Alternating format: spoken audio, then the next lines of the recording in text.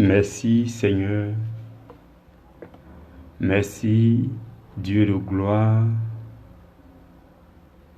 pour ton amour qui nous réunit en ce lieu. Tu nous réunis en esprit sur cette plateforme et à cette heure afin de nous enseigner. Si nous nous approchons de toi, c'est parce que nous n'en savons pas.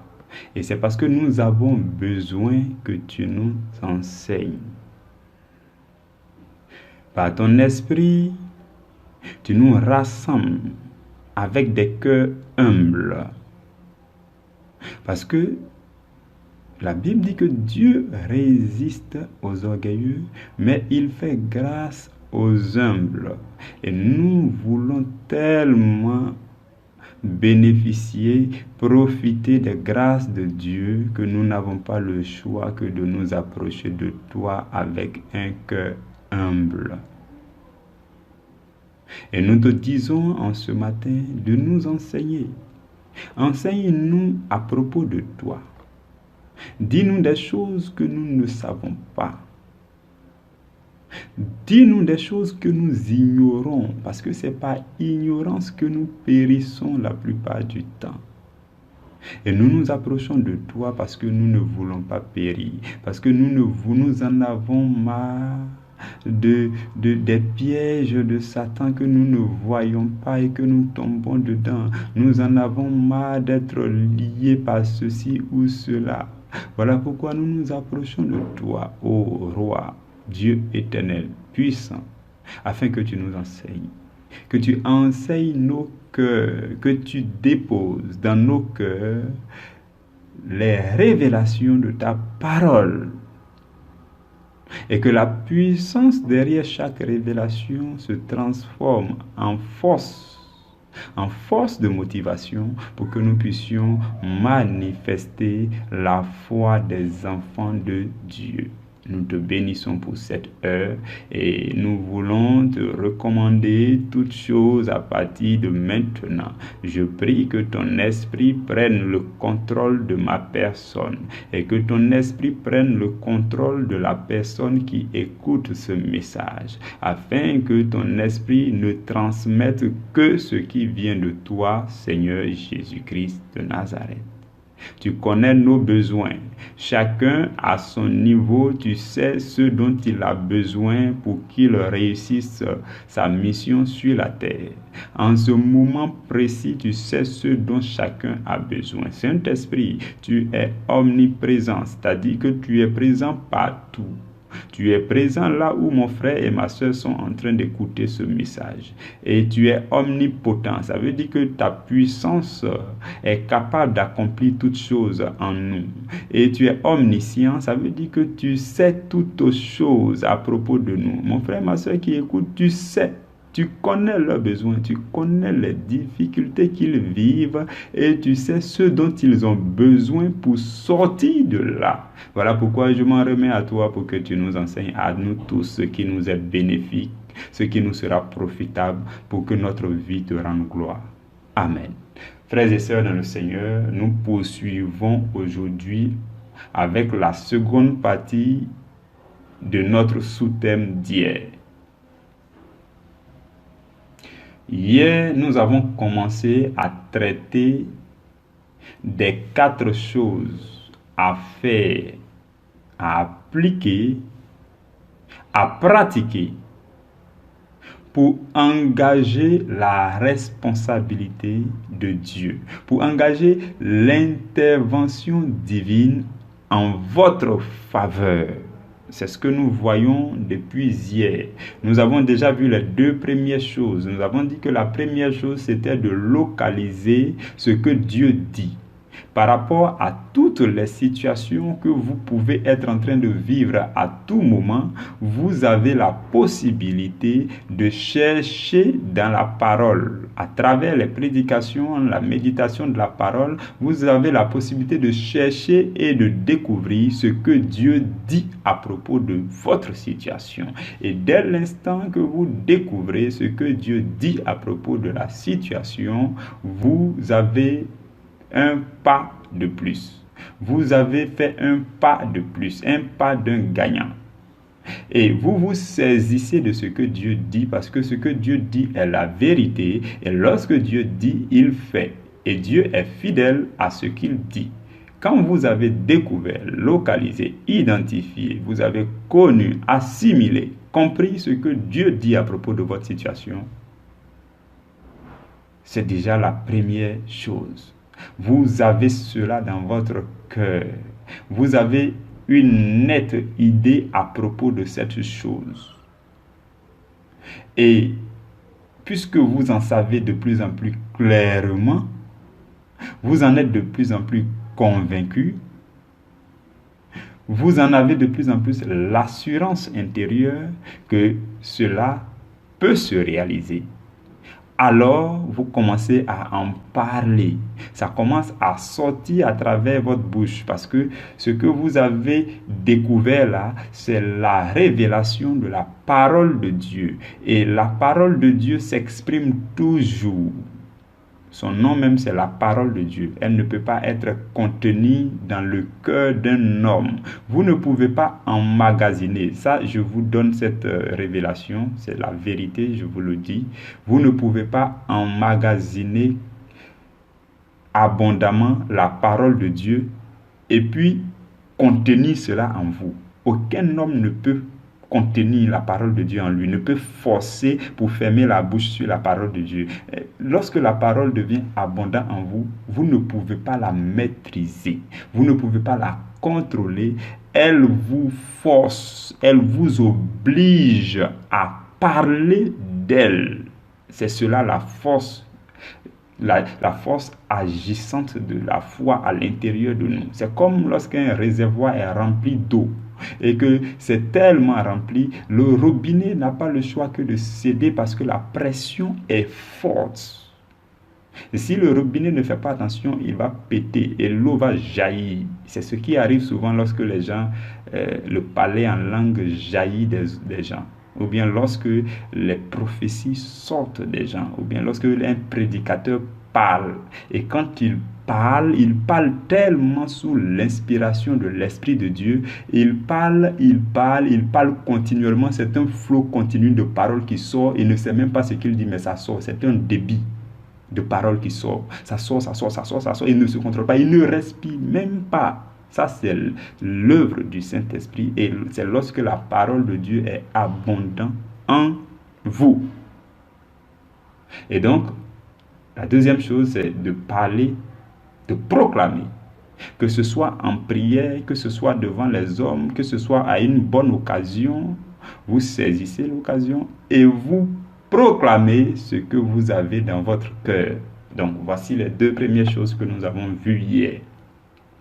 Je vous recommande de retourner de temps en temps à ces enseignements pour les réécouter jusqu'à ce que la puissance qui contient ces paroles de Dieu-là pénètre réellement votre cœur pour votre transformation totale. Les deux dernières choses qu'il nous reste à voir aujourd'hui, frères et sœurs, la troisième chose donc, c'est agir en fonction de ce que Dieu dit. Donc la première chose, c'était localiser ce que Dieu dit. La deuxième chose, c'est proclamer ce que Dieu dit. Et la troisième chose, c'est agir en fonction de ce que Dieu dit. Josué l'a appliqué parce que Dieu lui a dit que tu dois méditer ce livre jour et nuit afin d'agir fidèlement. Agir fidèlement selon ce qui y est écrit. C'est alors que tu entreras en possession de tes promesses, c'est-à-dire tu auras du succès dans tout ce que tu entreprends. Josué chapitre 1 verset 8, vous pouvez y retourner encore et encore pour lire. C'est un verset, c'est un secret, c'est une clé du royaume. Et donc nous devons, frères et sœurs, agir conformément à ce que nous avons cru dans notre cœur, ce que nous avons localisé et que nous avons découvert et que nous avons mis dans notre cœur et que nous n'avons pas pu nous empêcher de proclamer et que nous avons proclamé, cette chose-là, nous devons agir conformément à elle. Si vous croyez en une révélation que vous avez découverte et qui est abondamment dans votre cœur, si vous n'en parlez pas, vous vous disqualifiez parce que vous vous êtes trahi. Ce qui est dans votre cœur n'est pas conforme à ce que vous dites. Si vous dites des paroles qui sont contraires à ce que vous dites que vous croyez, vous vous disqualifiez facilement parce que Dieu pèse ce qui sort de votre bouche et ce qui est dans votre cœur. Donc nous avons l'obligation de parler conformément à ce qui est dans notre cœur selon notre foi. De la même façon, si vous parlez de ce que vous avez dans votre cœur abondamment et que dans une situation bien donnée, vous agissez contrairement à ce que vous avez proclamé tantôt, vous venez de vous trahir et vous vous disqualifiez. Parce que Dieu va peser vos actions, il va peser vos paroles, il va voir que ce n'est pas conforme. Et dès cet instant, vous vous disqualifiez. Je veux que vous suiviez pour comprendre comment est-ce que les chrétiens commettent des erreurs dans la manifestation de leur foi. Je veux que vous puissiez suivre. C'est tout simplement parce qu'on se trahit. L'action trahit la parole. Ou bien, c'est la parole qui trahit ce qui est dans le cœur, selon la croyance. C'est très important. Nous devons veiller à ne dire que ce que nous croyons dans notre cœur. De la même façon, nous devons veiller à ne faire que ce que nous avons proclamé. C'est important. Donc, agir en fonction de ce que Dieu dit. Il y a plusieurs passages bibliques qui parlent de cela. Lorsque la Bible dit que ce n'est pas ceux qui écoutent la parole qui seront sauvés, mais c'est ceux qui vont la mettre en pratique qui seront justifiés. Je ne me rappelle plus de la référence, mais je vous dis, et vous savez si vous l'avez déjà lu dans la Bible. Et quand vous lisez encore, je ne sais pas si c'est Jacques qui dit que ne vous bornez pas à écouter la parole, mais mettez-la en pratique. Et Jésus dit, je vous dirai, quand il parle à ses disciples, il dit, je vous dirai à qui ressemble celui qui écoute ma parole et qui la met en pratique. Voilà, celui qui écoute ma parole, qui la met en pratique, est semblable à celui-là même qui a creusé, et puis il a mis sa fondation sur du roc. Dans un autre enseignement, il a dit, celui qui écoute ma parole, qui la met en pratique, il est comme celui qui est près d'un courant d'eau. Donc, tout ça pour dire que celui qui met en pratique la parole, c'est celui-là qui entre en possession effective de l'héritage. L'héritage promis ne peut être possédé que si vous ne vous trahissez jamais. Si ce que vous faites comme action est conforme à votre croyance, Dieu n'a pas le choix que d'agir. Parce que là, vous avez été fidèle à sa parole. Et lui, il est le fidèle des fidèles. Il n'a pas le choix que d'être fidèle à sa parole. Et il agit. Je vous le dis, si ce que nous sommes en train d'enseigner ici, vous l'appliquez de façon minutieuse à votre vie, frères et sœurs dans le Seigneur, vous verrez la main de Dieu intervenir dans vos situations. Et ce que je voudrais vous recommander dans cette concernant cette troisième chose-là, c'est qu'il est important de savoir ce que vous devez faire, comment vous devez agir. Ça, c'est des questions qui se posent au Seigneur dans les méditations et les réponses se découvrent aussi dans les méditations. Seigneur, je t'ai demandé telle chose. Ta parole dit dans telle partie de la Bible que tu peux l'accomplir. Je crois en cela. Et donc, je parle de cela. Je le proclame quand je suis en prière ou bien quand une occasion se présente. Je ne peux me taire parce que je crois que tu le fais. Donc, je parle de cela. Ok, Seigneur, je suis au 2e niveau. Mais le 3e niveau exige que j'agisse en fonction. Donne-moi de veiller sur moi-même pour que dès que les occasions se présentent, je ne puisse pas me trahir en action. Parce que si vous vous trahissez, vous vous disqualifiez. Donc vous dites à Dieu, donne-moi les bonnes occasions. Et quand vous le faites, je vous le dis, quand vous demandez cela à Dieu, Dieu va vous envoyer une situation test pour vous tester. Vous allez voir, si vous vous trahissez, juste après, vous allez vous en rendre compte, vous allez avoir du remords. Vous allez dire, oh, j'ai proclamé ceci. Oh, j'ai agi contrairement à ce que j'ai proclamé. J'ai agi contrairement à ma croyance, ainsi de suite. Et là encore, vous pouvez retourner devant Dieu pour dire, Seigneur, j'ai péché, pardonne-moi, ceci, cela. Donne-moi d'autres occasions, je vais aller encore avec toi. Je tiens à voir ce que tu as dit, à voir l'exaucement de ce que tu as demandé, ainsi de suite. Donc, ça, c'est vraiment pratique. Il faut se suivre, il faut veiller sur soi. Quand Jésus dit veillez et priez, il n'a pas précisé. Du coup, nous devons veiller sur nous-mêmes. Veiller sur les autres. Là, maintenant, la Bible parle de la bienveillance. Nous devons veiller sur tout ce qui est précieux et qui contribue à l'accomplissement de notre mission sur la terre. Donc, nous devons veiller aussi à nos actions. Veiller à notre bouche. Veiller à nos pensées. Parce que si vous pensez contrairement à votre croyance, vous vous disqualifiez. Si vous parlez contrairement à votre croyance, vous vous disqualifiez. Si vous agissez contrairement à votre croyance, vous vous disqualifiez. C'est pourquoi il est important de demeurer dans la parole de Dieu pour que Dieu nous montre comment agir pour ne pas nous disqualifier nous-mêmes. Parce que c'est triste de se disqualifier, d'avoir fini de proclamer dans la prière, d'avoir dit, d'avoir témoigné, et puis après on pose une petite action là qui nous disqualifie facilement. Ce que je veux vous dire, c'est que vous devez persévérer. Même lorsque, dans une situation test, vous serez disqualifié, revenez plutôt à la parole. Demandez pardon à Dieu. Dites, Seigneur, oh non, Seigneur, j'ai péché, je vois que je me suis disqualifié. Non. C'est comme quelqu'un qui dit, il croit en la guérison divine. C'est-à-dire que la Bible dit que tu n'as pas le droit de tomber malade parce que le Saint-Esprit habite en toi et que Jésus-Christ a porté toutes tes maladies sur la croix. Bon, la Bible a dit ça. Tu dis, tu crois. Tu dis que tu crois en cette parole et que c'est une parole qui s'est révélée à toi, donc tu crois. Bon, d'où vient-il que tu te promènes tout le temps avec une boîte de médicaments de premier secours? Donc cette action-là te disqualifie.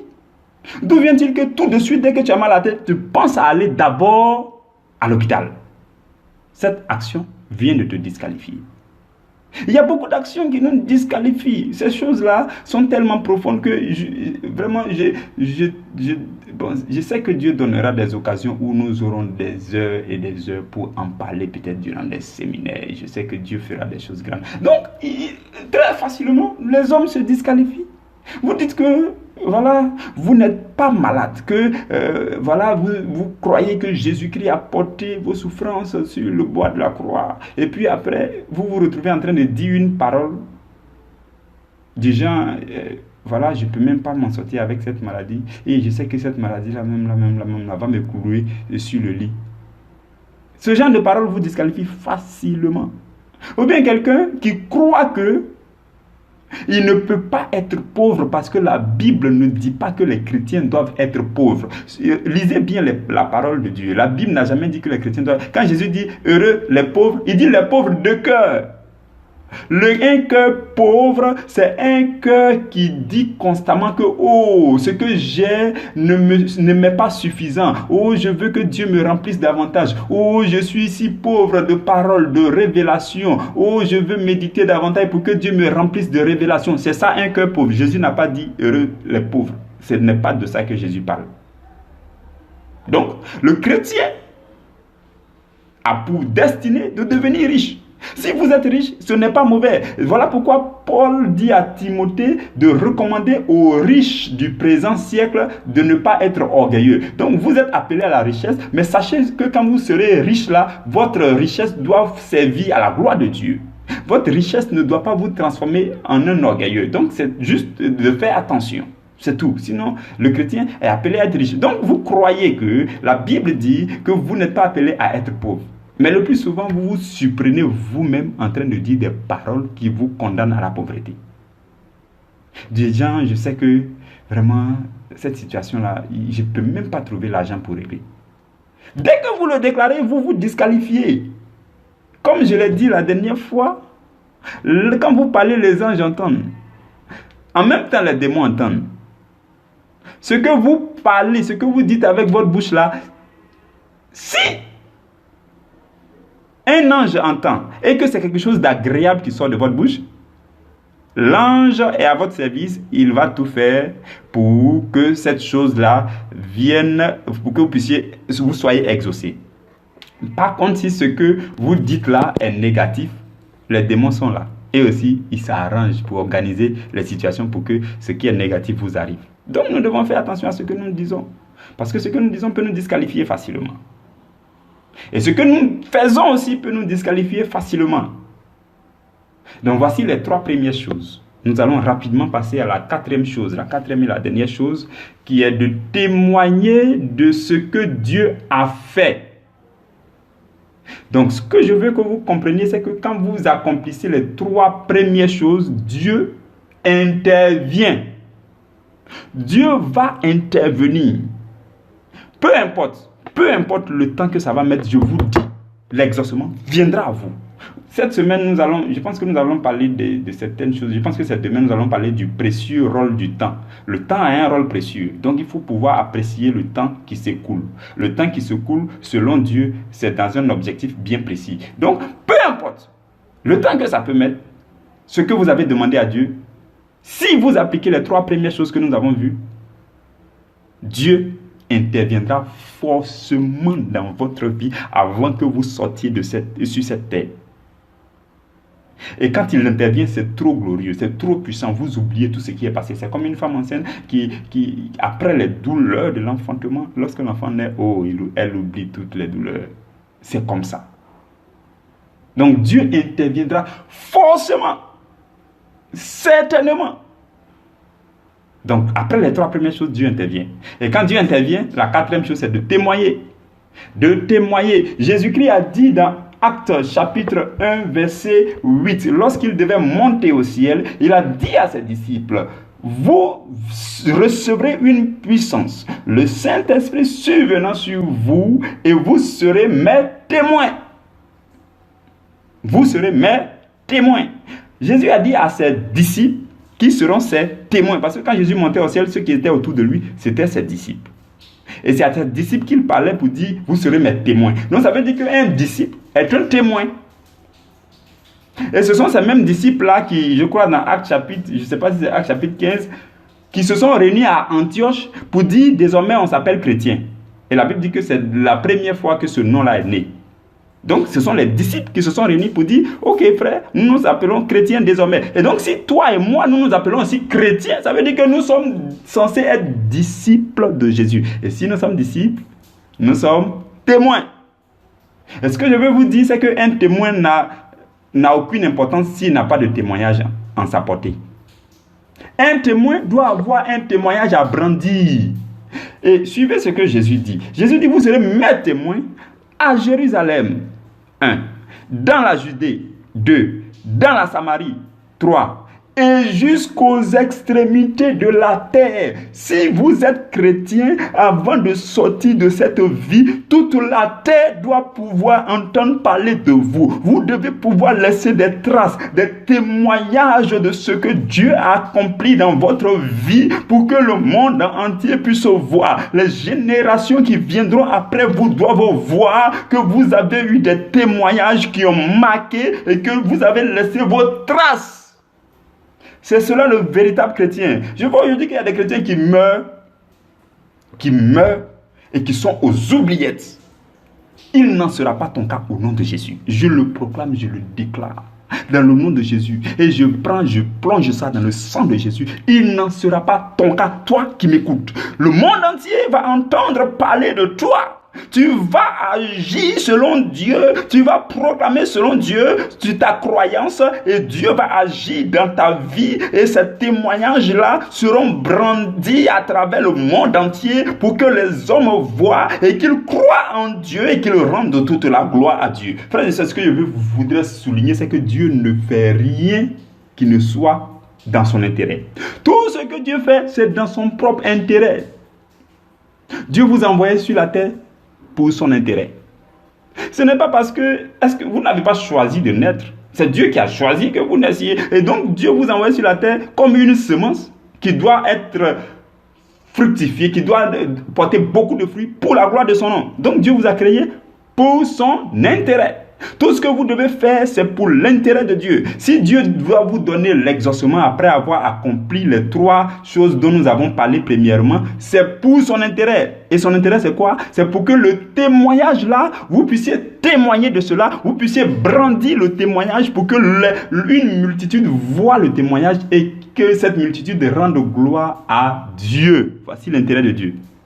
Voici l'intérêt de Dieu. Si vous demandez des choses à Dieu, et que vous n'avez pas l'intention de brandir le témoignage pour que la gloire soit rendue à Dieu, Dieu ne va pas vous exaucer. Il ne vous exaucera pas si... Voilà pourquoi Jacques dit, vous demandez, vous ne recevez pas. Vous demandez parce que vous demandez pour assouvir vos propres convoitises. Le chrétien, quand il demande quelque chose à Dieu, il doit toujours se rassurer que quand il aura l'exaucement, il va brandir le témoignage pour que la gloire soit rendue à Dieu. Donc la 4e étape, c'est de témoigner de ce que Dieu a fait. Nous sommes des témoins. Tu dois être témoin dans ta famille. Quand Jésus a dit, vous serez mes témoins à Jérusalem, il parlait d'abord de ceux qui sont plus proches de nous. C'est-à-dire que dans notre famille. À Jérusalem, ensuite, un peu plus élargi, c'est-à-dire dans tout le quartier, c'est-à-dire dans toute la Judée, et encore un peu plus élargi, et puis il dit dans la Samarie, un peu plus loin, et puis après il dit jusqu'aux extrémités de la terre. Peut-être que pour le moment tu n'es que témoin de Jésus-Christ dans ta famille. Maintenant tu dois élargir. Tout le quartier doit pouvoir voir des témoignages de ta vie afin de glorifier le nom du Seigneur. Maintenant ça ne se limite pas au quartier parce que tu dois aller jusqu'à la Samarie. Donc toutes les villes de là où tu vis doivent voir les témoignages de Jésus. Les traces que tu as posées, la gloire de Dieu qui s'est manifestée dans ta vie doit être vue à travers ces personnes. Non, ça ne se limite pas à eux non plus. Non, tu dois aller au-delà jusqu'aux extrémités de la terre. Aujourd'hui, à partir d'aujourd'hui, tu dois prendre la décision d'être véritable témoin de Jésus. Quelqu'un qui désire brandir les grands témoignages de ce que Dieu a fait dans sa vie pour que le monde entier découvre, pour que le monde entier voit et que le monde entier rende gloire à Dieu. Que ce soit de ton vivant, que ce soit après ta mort, les gens doivent continuer de parler de toi. Ton nom ne s'effacera pas. Tu ne tomberas pas dans l'oubliette. Non, jamais. Voilà pourquoi tu es appelé à être témoin de Jésus. Un témoin, son témoignage n'est pas crédible. Un témoin, s'il n'a pas de témoignage à portée de main, il n'a aucune crédibilité. Raison pour laquelle, de nos jours, on ne peut pas convaincre quelqu'un de devenir chrétien parce qu'on n'a rien à lui présenter comme témoignage. Bon, d'accord. Depuis que toi, tu es devenu chrétien, qu'est-ce que Dieu a fait dans ta vie? Je veux voir un peu ce que Dieu a fait dans ta vie pour que moi, je sois attiré. Et tu n'as rien à présenter. Tu ne peux même pas dire que voilà, j'étais dans tel péché et depuis que j'ai rencontré Jésus, j'ai du dégoût pour ce péché. Oh, j'ai du dégoût pour ce péché. Et je crois que ça, c'est une manifestation surnaturelle. C'est Dieu qui a opéré ça dans le cœur. Et c'est lui seul qui peut opérer dans le cœur d'un homme. Et je crois que si tu viens à Jésus, il y a quelque chose, il y a un lien avec le péché qui va se casser et toi-même tu en seras étonné. N'est-ce pas qu'il y a des gens qui ont perdu le goût de la cigarette? Complètement parce que c'est l'œuvre du Saint-Esprit. Mais ça, ce sont des témoignages. Des témoignages, mais il y en a plus merveilleux, plus glorieux que ça. Et je sais que toi qui m'écoutes, tu vas être témoin de Jésus. Pas seulement dans ta maison, pas seulement dans ta famille, pas seulement dans ton quartier, pas seulement dans le pays où tu es, mais dans tous les pays du monde entier. Il faut que les gens entendent parler de toi. Il faut que même les démons, quand ils entendent ton nom, ils puissent fuir comme ils ont dit à cet fils de Sheba. Ils ont dit, oh, nous connaissons Paul. Jésus, nous le connaissons, mais vous, il faut que les démons puissent, à la suite de cette liste-là, les démons puissent dire votre nom pour dire, je connais Paul, je connais Jésus, je connais ma fille qui s'appelle tant, ma fille est là, ma fille Solange, ma fille Catherine, ma fille Edwige, ma fille Isabelle, ma fille Sabelle, ma fille, mon fils Abraham, mon fils Deschanel. Il faut qu'on puisse citer ton nom à la suite de cette liste. Il faut que le démon puisse dire, je le connais parce qu'il a Jésus, il est témoin véritable de Jésus, je le connais et quand j'entends son nom, je tremble. Les gens doivent pouvoir dire cela de vous. Le chrétien sans témoignage, sa vie n'est rien. Il ne peut pas convaincre quelqu'un s'il n'a pas de témoignage. C'est pourquoi les 3 premières étapes, c'est très utile. Nous devons veiller à chercher, à localiser ce que Dieu dit à propos de chaque situation. Et nous devons croire à cela. Quand nous croyons à cela, nous proclamons cela. Et quand nous proclamons cela, nous agissons en fonction. Parce que nous désirons ardemment voir le témoignage. Nous voulons voir la main de Dieu. Parce que quand nous voulons voir la main de Dieu, parce que nous voulons brandir ce témoignage-là pour que le monde entier voit, pour que le monde entier sache que notre Dieu est un Dieu qui fait des choses concrètes. Et frères et sœurs, c'est ce qui va vous arriver dans le puissant nom de Jésus. Je suis persuadé que cela va vous arriver parce que vous avez tendu l'oreille de votre cœur à cette méditation de ce jour. Cela va vous arriver au nom puissant de Jésus-Christ de Nazareth. Demeurez bénis là où vous êtes. Nous nous retrouvons demain à la première heure pour continuer à aller en profondeur dans la parole, pour continuer à mettre notre cœur humblement aux pieds du Seigneur pour qu'il le remplisse. Que Dieu vous bénisse abondamment. Amen.